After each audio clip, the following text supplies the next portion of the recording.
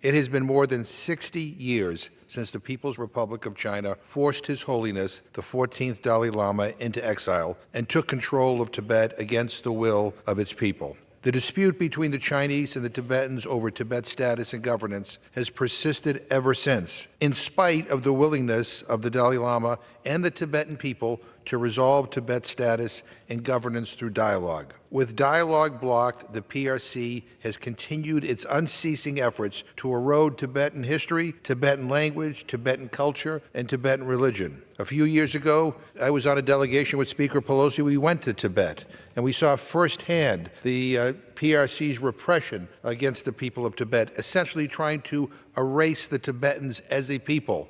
This bill that we are discussing here today seeks to end that by explicitly recognizing that the Tibetan people are a people with a distinct religious, cultural, linguistic, and historical identity, by reminding all concerned that peoples, and not least the Tibetan people, have a right to self-determination under international human rights law, and by requiring the U.S. government to actively counter the PRC's propaganda about Tibet, like the false claim that Tibet has been part of China since ancient times, a position that the United States has never accepted, and there is no basis for such a claim. Through these measures, we hope to kickstart dialogue between Tibet and China, in keeping with longstanding U.S. policy.